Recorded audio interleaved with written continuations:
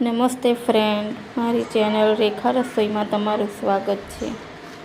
તો આજે આપણે બનાવીશું ઉપવાસ માટેની ફરાળી પૂરી। તમે પૂરી તો ઘણી બધી ખાધી હશે, પણ આજે આપણે સામાની ક્રિસ્પી પૂરી અને ચટણી બનાવીશું।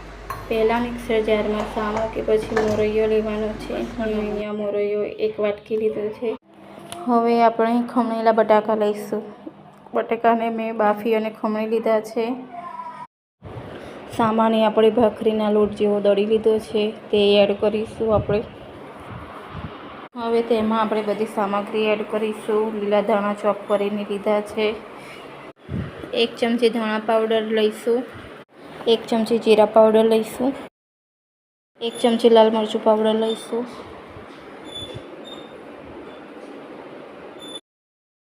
અને સ્વાદ પ્રમાણે ફરાળી મીઠું લઈશું અને 4 ચમચી સફેદ તલ લઈશું। તલ તમે ના ખાતા હોય તો સ્કીપ કરી શકો છો। હવે તેમાં આપણે ઝીણા વાટેલા આદુ મરચાંની પેસ્ટ એડ કરીશું। આ બધી સામગ્રીને આપણે હાથની મદદથી સરસ રીતે મિક્સ કરી લઈશું। જરૂર મુજબ પાણી એડ કરીને લોટને રોટલીના લોટ જેવો તૈયાર કરવાનો। હાથની મદદથી મસળીને લોટને ભાખરીના લોટ જેવો તૈયાર કરવાનો છે આપણે। આપણો સોફ્ટ લોટ બંધાઈને રેડી થઈ ગયો છે।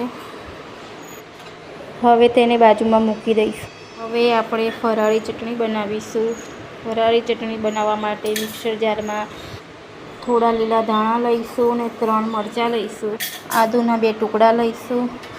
સિંગદાણા લઈશું। સ્વાદ પ્રમાણે ફરાળી મીઠું લઈશું અને અડધી ચમચી ખાંડ ઉમેરીશું।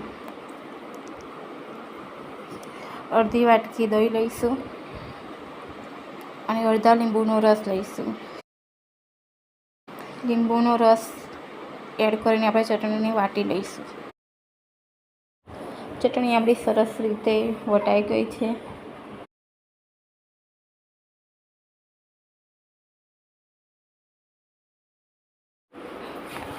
તેલ મેં ગરમ કરવા મૂકી દીધું છે। તેલ ગરમ થાય ત્યાં સુધી આપણે લોટના લુવા કરી લઈશું। લુવા આપણે એક સરખા જ કરવાના છે।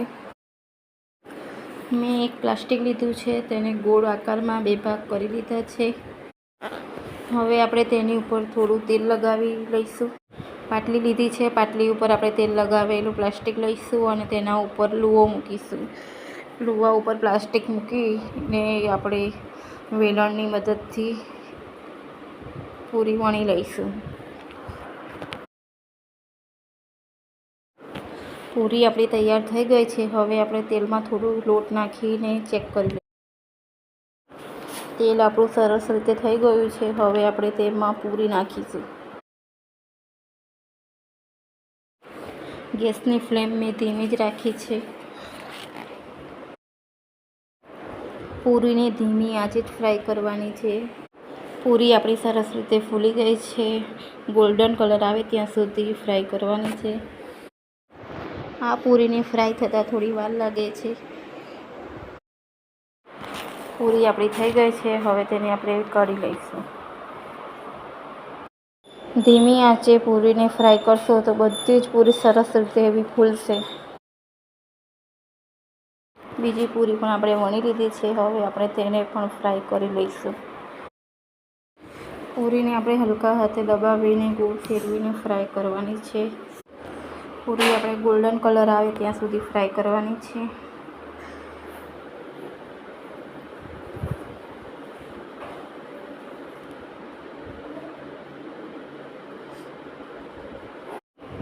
આ પૂરી ફ્રાય થવામાં થોડી વાર લાગે છે।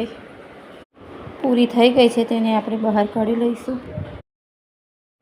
તૈયાર થયેલી પૂરીને આપણે તેલમાં નાખી દઈશું।